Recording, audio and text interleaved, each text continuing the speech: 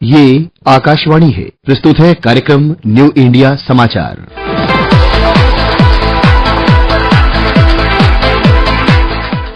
नमस्कार, आकाशवाणी के समाचार सेवा प्रभाग की प्रस्तुति न्यू इंडिया समाचार में आपका स्वागत है।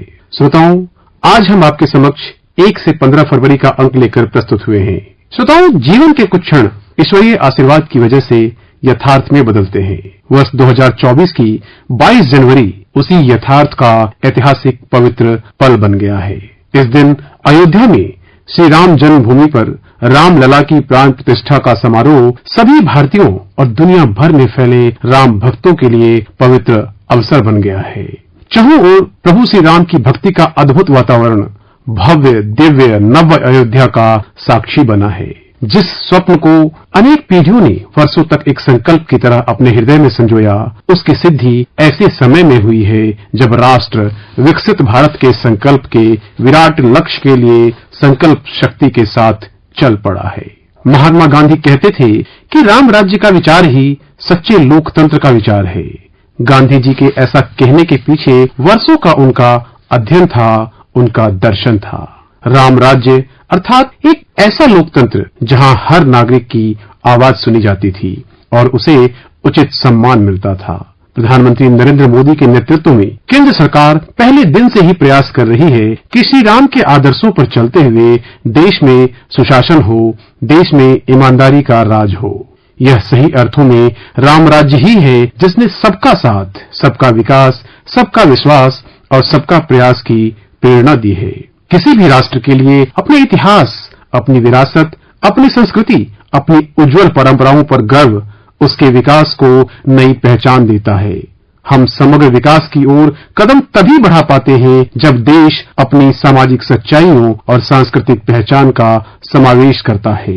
इसलिए आज भारत में तीर्थों का विकास भी हो रहा है और आधुनिक इंफ्रास्ट्रक्चर में नए रिकॉर्ड भी बना रहा है। सांस्कृतिक विरासत की समृद्धि राष्ट्र के विकास की प्राणवायु बनी है, क्योंकि सांस्कृतिक वैभव किसी भी राष्ट्र की सफलता का परिचायक होता है। विरासत की भव्यता, दिव्यता नए भारत की पहचान बनी है और अमृत काल का संकल्प जन जन के लिए आस्था का कालखंड बन रहा है। सही अर्थों में विकास विरासत की यही साझा ताकत भारत को 21वीं सदी में सबसे आगे ले जाएगी। सांस्कृतिक वैभव को लौटाने की प्रधानमंत्री मोदी की विशेष पहल और उसके गौरव की पुनर्स्थापना किस तरह विकसित भारत का आधार बनी है, यही इस बार के अंक की हमारी आवरण कथा बनी है।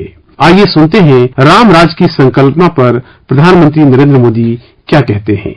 हमारी सरकार पहले दिन से प्रयास कर रही है कि श्री राम के आदर्शों पर चलते हुए देश में सुशासन हो, देश में ईमानदारी का राज हो। ये राम राज्य ही है जिसने सबका साथ, सबका विकास, सबका विश्वास और सबका प्रयास की प्रेरणा दी है। मानस में संत तुलसीदास जी कहते हैं कि जेहि विधि सुखी होहि पुर लोगा, करहि कृपा निधि सोई संजोगा। यानी जनता जिससे सुखी होती है, कृपा निधान श्री रामचंद्र जी वैसे ही कार्य किया करते थे। जनता जनार्दन की सेवा के लिए इससे बड़ी प्रेरणा और क्या हो सकती है। इसलिए 2014 में सरकार बनते ही मैंने कहा था, मेरी सरकार गरीबों के लिए समर्पित सरकार है।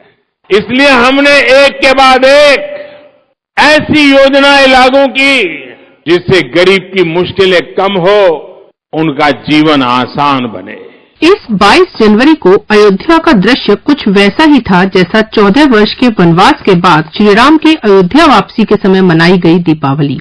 वर्ष 2024 के पहले महीने में ही दीपावली जैसा दृश्य विकास और विरासत के समागम का अद्भुत उदाहरण बन गया है, जिसे सदियों तक याद किया जाएगा, क्योंकि आजादी के 7 दशक बाद समय का चक्र एक बार फिर घूमा है।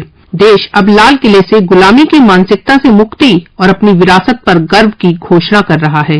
जो काम सोमनाथ से शुरू हुआ था, वह अब एक अभियान बन गया है।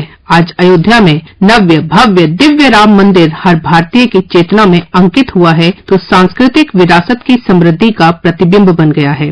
काशी में विश्वनाथ धाम की भव्यता भारत के अविनाशी वैभव की गाथा गा रही है। आज महाकाल महालोक अमरता का प्रमाण दे रहा है। आज केदारनाथ धाम भी विकास की नई ऊंचाइयों को छू रहा है। बुद्ध सर्किट का विकास कर भारत एक बार फिर दुनिया को बुद्ध की तपोभूमि पर आमंत्रित कर रहा है। देश में राम सर्किट के विकास के लिए भी तेजी से काम हो रहा है। सही अर्थों में अब सांस्कृतिक विरासत की समृद्धि राष्ट्र की प्राणवायु बनी है। दुनिया में कोई भी देश हो, अगर उसे विकास की नई ऊंचाई पर पहुंचना है तो उसे अपनी विरासत को संभालना ही होगा। भारत की सांस्कृतिक विरासत हमें प्रेरणा देती है, हमें सही मार्ग दिखाती है। इसीलिए आज का भारत पुरातन और नूतन दोनों को आत्मसात करते हुए आगे बढ़ रहा है। 21वीं सदी के विकसित भारत के निर्माण के दो प्रमुख स्तंभ हैं। पहला अपनी विरासत पर गर्व और दूसरा विकास के लिए हर संभव प्रयास। इसी सोच का परिणाम है कि आज अयोध्या के विकास के लिए हजारों करोड़ रुपए की नई योजनाएं साकार हुई हैं। सड़कों का विकास हुआ है, चौराहों और घाटों का सौंदर्यीकरण हुआ है, नए इंफ्रास्ट्रक्चर बन रहे हैं, यानी अयोध्या का विकास नए आयाम छू रहा है। अयोध्या रेलवे स्टेशन के साथ वर्ल्ड क्लास एयरपोर्ट का निर्माण भी हो चुका है। कनेक्टिविटी और अंतर्राष्ट्रीय पर्यटन का लाभ इस पूरे क्षेत्र को मिलेगा। अयोध्या के विकास के साथ साथ रामायण सर्किट के विकास पर भी काम चल रहा है, यानी अयोध्या से जो विकास अभियान शुरू हुआ उसका विस्तार आसपास के पूरे क्षेत्र में होगा। इस सांस्कृतिक विकास के कई सामाजिक और अंतर्राष्ट्रीय आयाम भी हैं। श्रृंगवेरपुर धाम में निषाद राज पार्क का निर्माण भगवान राम और निषाद राज की 51 फीट ऊंची कांस्य प्रतिमा उस सर्वसमावेशी संदेश को भी जन जन तक पहुंचाएगी जो समानता और समरसता के लिए संकल्पबद्ध करता है। इसी तरह अयोध्या में क्वीन हो मेमोरियल पार्क का निर्माण भारत और दक्षिण कोरिया अंतर्राष्ट्रीय संबंधों को प्रगाढ़ बनाने के लिए दोनों देशों के सांस्कृतिक रिश्तों को मजबूत करने का एक माध्यम बनेगा। इस विकास से पर्यटन की संभावनाओं को पंख मिले हैं। सरकार ने जो रामायण एक्सप्रेस ट्रेन चलाई है वो आध्यात्मिक पर्यटन की दिशा में एक बेहतरीन शुरुआत है। आज देश में 4 धाम प्रोजेक्ट हो, बुद्ध सर्किट हो या प्रसाद योजना के तहत चल रहे विकास कार्य हो, हमारा ये सांस्कृतिक उत्कर्ष नए भारत के समग्र उत्थान का श्री गणेश है। बीते 10 वर्षों में भारतीय सांस्कृतिक, आध्यात्मिक और ऐतिहासिक गौरव पुनर्स्थापित हुआ है। सांस्कृतिक विरासत को सहेजने और समेटने में भारत ने एक अभूतपूर्व उपलब्धि हासिल की है। भारतीय संस्कृति को एक बड़ी अंतर्राष्ट्रीय पहचान 2014 में उस दिन मिली जिस दिन प्रधानमंत्री नरेंद्र मोदी के प्रस्ताव को दुनिया ने स्वीकार कर अंतर्राष्ट्रीय योग दिवस को मान्यता दी। आजादी के बाद लगभग 7 दशक तक औपनिवेशिक मानसिकता गाहे बगाहे दिखती ही रही। इसलिए सांस्कृतिक विरासत को सहेजने के लिए जो आवश्यक कदम उठाने थे वह नहीं उठाए गए। औपनिवेशिक काल में विदेशी आक्रांताओं ने भारतीय संस्कृति को काफी नुकसान पहुंचाया। भारत से चोरी या लूट कर ले जाई गई ऐतिहासिक संपदाओं और धरोहरों को फिर भारत की धरा पर वापस लाया जा रहा है। 2014 से अब तक 344 से ज्यादा धरोहरें भारत वापस लाई गई हैं। 2014 में प्रधानमंत्री नरेंद्र मोदी आजाद भारत में जन्म लेने वाले पहले प्रधानमंत्री बने। पूर्णतः भारतीय मानसिकता से ओतप्रोत सरकार के नेतृत्व के रूप में प्रधानमंत्री मोदी ने भारतीय संस्कृति का पुरोधा बनकर न केवल संस्कृति और परंपरा का संरक्षण किया है बल्कि इसके पुनर्जागरण के लिए भी अभूतपूर्व काम किए हैं। इसका परिणाम हुआ है कि वैश्विक पटल पर हिमालय जितनी ऊंची और समुद्र सी गहराई की तरह भारतीय संस्कृति पुनर्स्थापित हुई है। भारत प्राचीन काल से ही इस दुनिया में विज्ञान और तकनीक से जुड़े ज्ञान का केंद्र माना जाता रहा है। बीच में एक दौर ऐसा भी आया जब विदेशी शासकों और औपनिवेशिक युग ने कई प्रमुख संस्थानों को इतना नुकसान पहुंचाया कि उन्हें आज तक फिर जिंदा नहीं किया जा सका। लेकिन देश काल परिस्थिति के महत्व का यह वर्णन प्राचीन पवित्र ग्रंथों में रहा है और बीते 10 वर्षों में हम धर्म के प्रति समग्र दृष्टिकोण में बड़े और स्पष्ट बदलाव होते देख रहे हैं। भू राजनीति से लेकर हमारी विदेश नीति तक भारतीय बोध के एकीकरण और हम पर जोर ने भारत को देखने वाले दुनिया के नजरिए पर जबरदस्त प्रभाव डाला है। भारत के संविधान की मूल प्रति में भी मौलिक अधिकारों के खंड पर भगवान श्री राम, माता सीता और लक्ष्मण जी का विजय के बाद अयोध्या लौटने का जो चित्र बना हुआ है वह इस बात का प्रमाण है कि मौलिक अधिकारों के प्रेरणा स्रोत भगवान श्री राम हैं। भगवान श्री राम मंदिर के पुनर्निर्माण का प्रयास 500 वर्षों से चल रहा था। प्रधानमंत्री मोदी के मार्गदर्शन में राम मंदिर निर्माण का मार्ग प्रशस्त हुआ। काशी विश्वनाथ कॉरिडोर निर्माण के साथ काशी की छवि बदल गई है। बनारस आज एक नई काशी के रूप में दिखने लगा है। काशी तमिल संगमम उत्सव की तरह मनाया गया। दुनिया भर से लोग भारत और उसकी आध्यात्मिक राजधानी काशी की सांस्कृतिक गहराई में डूबकर खुद को भाग्यशाली मानते हैं। इससे बनारस और आसपास के क्षेत्र की आर्थिक प्रगति को भी नए पंख मिल गए हैं। सोमनाथ मंदिर, उज्जैन में महाकाल लोक, गुवाहाटी में कामाख्या मंदिर, ओडिशा में जगन्नाथ मंदिर, चार धाम का कायाकल्प भारत को सांस्कृतिक आध्यात्मिक रूप से विश्व पटल पर ले जाने में इससे सफलता मिली है। साथ ही गुजरात के मेहसाणा में चालुक्य काल में बनाए गए सूर्य मंदिर का पुनरुद्धार हुआ है। पुणे में तुकाराम महाराज मंदिर, गुजरात में कालिका माता मंदिर जैसे अनेक सांस्कृतिक और आध्यात्मिक केंद्रों के पुनरुद्धार पर सरकार ने काम किया है। आस्था के ये केंद्र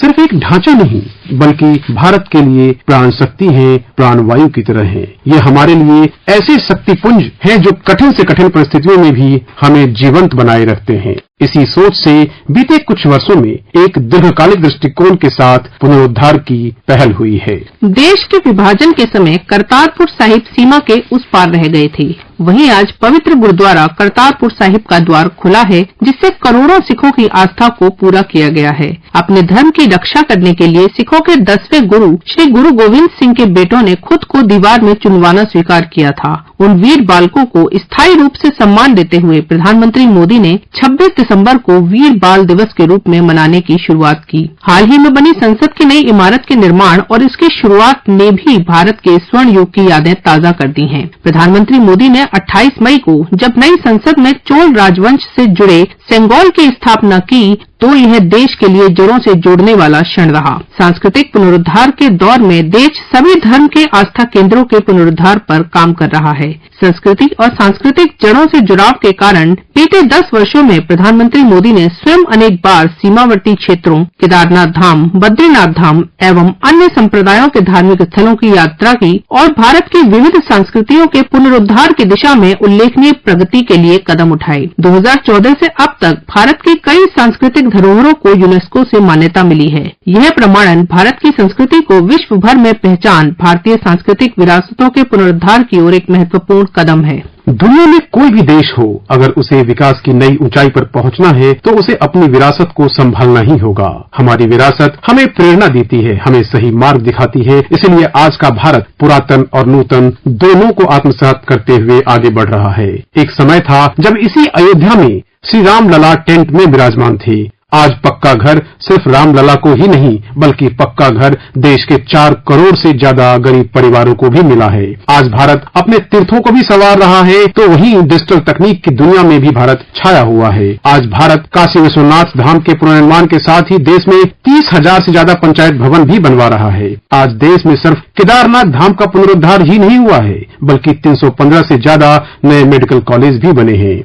आज देश में महाकाल महालोक का निर्माण ही नहीं हुआ है बल्कि हर घर जल पहुंचाने के लिए पानी की 2 लाख से ज्यादा टंकियां भी बनवाई हैं। चांद, सूरज और समुद्र की गहराइयों को भी नाप रहे हैं तो अपनी पौराणिक मूर्तियों को भी रिकॉर्ड संख्या में भारत वापस ला रहे हैं। आज के भारत की प्रकृति, सोच, दर्शन अयोध्या में स्पष्ट दिखता है। 22 जनवरी 2024 को देश दुनिया ने अयोध्या में प्रगति और परंपरा का उत्सव देखा। विकास और विरासत की भव्यता दिव्यता के दर्शन किए। यही भारत के विकास और विरासत की साझा ताकत है जो भारत को 21वीं सदी में सबसे आगे ले जाएगी। श्रोताओं, अयोध्या में भव्य दिव्य राम मंदिर के निर्माण ने राम राज्य की संकल्पना को साकार किया है। नए भारत के विकास और विरासत की साझा शक्ति से सांस्कृतिक, आध्यात्मिक और ऐतिहासिक गौरव की पुनर्स्थापना हुई है। आज की चर्चा को यहीं विराम देते हैं। इस पाक्षिक पत्रिका की हर प्रति newindiasamaachar.pib.gov वेबसाइट पर उपलब्ध है, जहां आप सभी समाचारों को विस्तार से पढ़ सकते हैं और डाउनलोड भी कर सकते हैं। डिजिटल और प्रिंट में यह पत्रिका देश ही नहीं विदेशों में भी अपनी अलग पहचान बना चुकी है। इसका ट्विटर हैंडल NISPIB इंडिया है। इसके अलावा आप हमें response-nis@pib.gov.in पर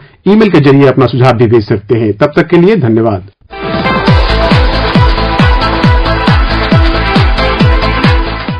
अभी आप सुन रहे थे कार्यक्रम न्यू इंडिया समाचार, जिसे प्रस्तुत कर रहे थे संतोष कुमार और नलिनी शर्मा। ये कार्यक्रम आकाशवाणी के समाचार सेवा प्रभाग द्वारा प्रस्तुत किया गया। इसे आप हमारे mobile app news on AIR